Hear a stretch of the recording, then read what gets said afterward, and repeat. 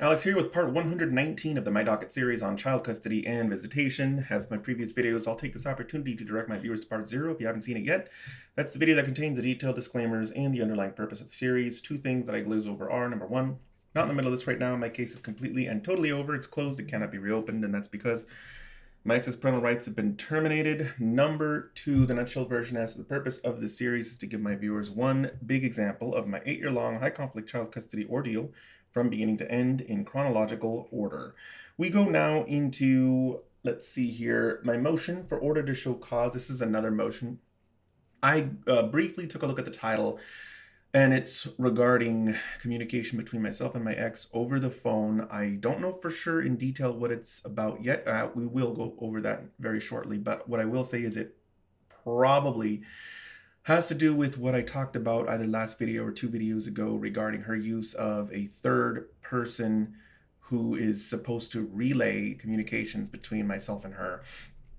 I do recall mentioning that that is something that crystallized after the Supreme Court of Nevada published the decision on her confidential address. And the only thing I can think of now, in fact, it's becoming more and more clear to me that this is my strongest memory as to why is she freaked out thinking nobody would believe her that I was a dangerous person. And so she needed to really double down or up the ante and, engage in more conduct that made it more consistent with the fact that she was afraid of me. Anyway, I wish I had better memories of 2013. It's just been so long, and I have been out of this situation for so many years that it's just falling out of my mind. So I think at this point in time, we're going to get the best recollection of these events by just going in and taking a look at what I have filed.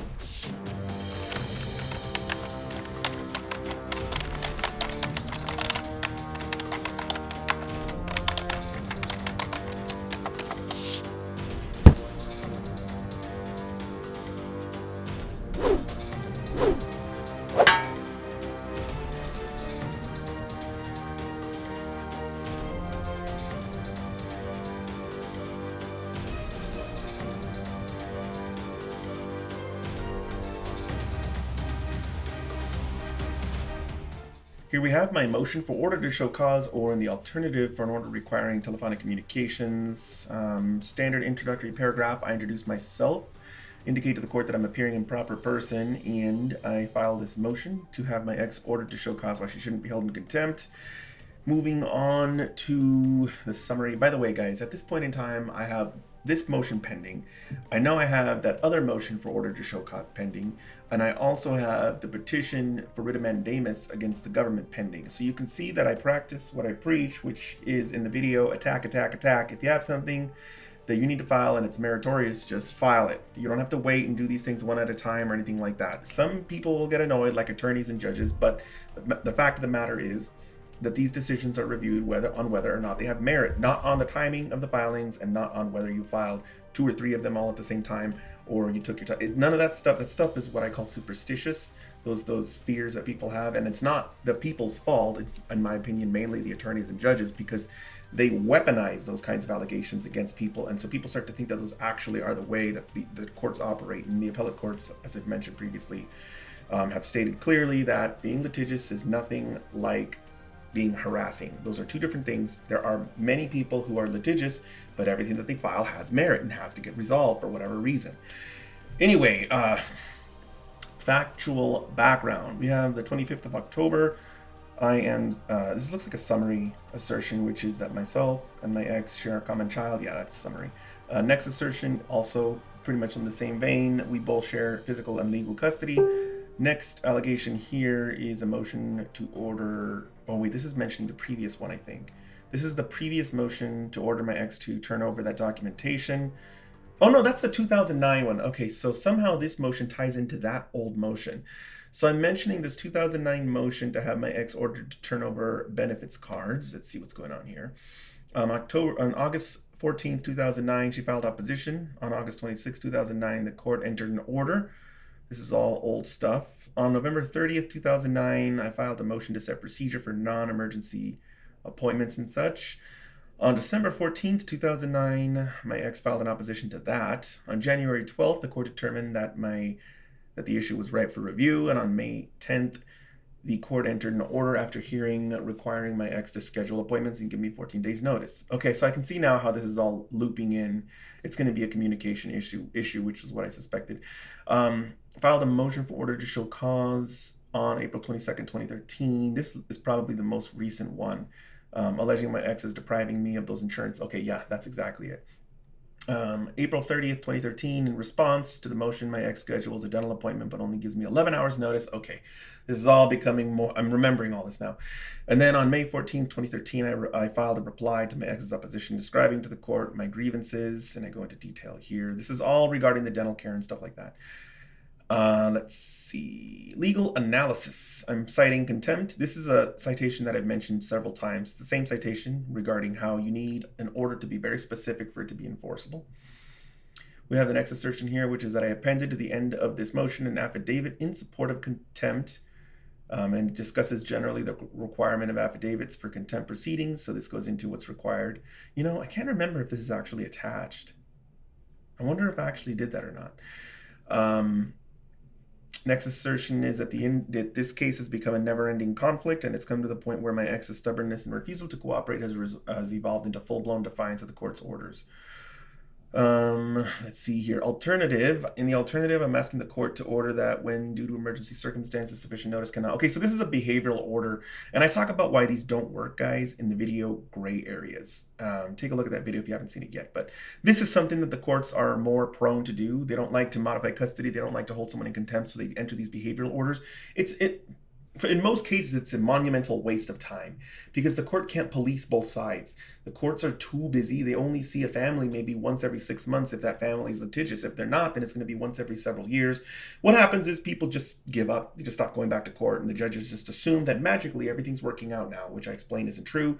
In the video, end of filings is not end of abuse.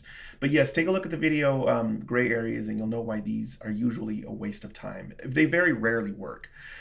Hearings. So we have here that my ex deserves an opportunity to appear. Okay, that's because of how show cause motions work. It's true. The court can't order somebody to go. The court can't hold somebody in contempt without holding a hearing on to give them an opportunity to explain themselves. They can do this on all sorts of other issues, but for some reason, contempt of court is different. Mediation is futile. Here we have my standard boilerplate citation to WDFCR 53, which is what gets me out of mediation going forward. Conclusion, and right here I'm just basically summarizing why my ex needs to be held in contempt of court. Basically, what I'm saying is that the whole point of this court process is completely defeated if somebody can just decide not to follow the court's orders. This is something that most average people know, but for some reason attorneys and judges struggle with. If you don't hold someone in contempt for violating an order, they're just not going to care, and they're not going to comply with your orders. And it's going to take the entire, it makes the entire process into a gigantic waste of time. It's like, why are we even going here if we don't have to do what we're told anyway? There are, of course, some exceptions to this, and it's mainly stuff that has nothing to do with child custody. When you go into like money damages or incarceration, that's different. Like, obviously, if somebody's convicted of a crime, they're going to jail or they're going to be fined, and that's not the same as what I'm talking about here. Same thing, obviously, if you get an award of money for money damages, doesn't really matter what your opponent does. You can just start taking all their stuff, which is something that I explained in the video as execution and asset seizure. The main problem ends up happening in these types of cases where you have children involved and the court's trying to sort of tell people how their rights are going to play out, and then you just have one parent that's just like, I'm not going to do that. What are you going to do about it? And it's extremely common in these types of cases. So I'm going to go ahead and move on. Here's my verification under penalty of perjury. I guess I might be thinking of this as my Awad be right affidavit, but I do know that nowadays the courts in Nevada do not like this approach because it's not specific. It's just kind of a catch-all. Everything that's been asserted here is sworn under oath. Anyway, don't do this nowadays. Nowadays, you need to put together a detailed affidavit when you want to hold your ex in contempt of court. I don't know when that changed, but I think there was a Supreme Court decision that was handed down that kind of adjusted this. We have Rule 5, a certificate of service that indicates this document was given to my ex's attorney personally, well, more likely to one of the staff members working at our office. Here we have the motion opposition notice based on the check marks. In the little boxes, I can tell that this was treated as a free filing. Here is the affirmation. Again, this is usually something that I'll just type into the document itself. I don't usually attach these pieces of paper. This is something that I used to do in the beginning, so maybe I just forgot again to include the affirmation. But anyway, it just indicates to the clerk of the court that this document doesn't contain the social security number of any person. List of exhibits. We have 2 exhibits. They're both emails, so we're going to go ahead and take a look. Exhibit 1. So this is from my ex to me. She got our son an appointment for the dentist at 8:30 a.m. She got a last minute appointment. Normally she'd give me 2 weeks notice, but since I said to do the first one, so she's even using my own words against me. Yeah, you could, I mean, if she was reasonable and she did it within like 3 or 4 days and sent me an email, that would be more appropriate. Or she could have done it exactly the way she did it just here at 9:19 p.m., but she could have sent me a text, left me a voicemail, or called. No, she deliberately sent an email and sent it late and used my own words against me in a way to both frustrate my ability to go to this appointment and at the same time leave her an easy out if she was called out on it, which is what I did. Exhibit 2.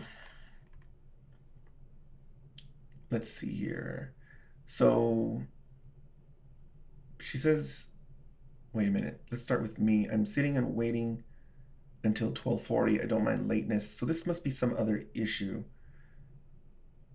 I'm not sure what this is about. Maybe like a late arrival to an exchange. And then she says she's picking him up. She got a call from the dentist. The surgery will be next week on Wednesday. So I'm not sure what the point of this email is. I don't see how it fits in. It might fit more into my other contempt motion. Okay. Going into the aftermath, I filed 1 document, but it was a free filing, so I incurred $0 in costs. My ex's attorney didn't file anything, so she incurred $0 in costs. I didn't have an attorney, so I incurred $0 in attorney fees, and my ex's attorney, I was leaning towards 15 minutes on this, but I know it's a pretty substantial motion. There's a couple of emails attached. She's going to have to call and talk to my ex, and it's much more likely that it was closer to 30 minutes than that it was closer to 15. So I'm going to go ahead and say 30 minutes, which at the rate of $250 an hour comes to $125 in attorney fees for my ex. As with my previous videos, if you would like to, feel free to post anything, any questions down in the comments below, and I will see you guys next time.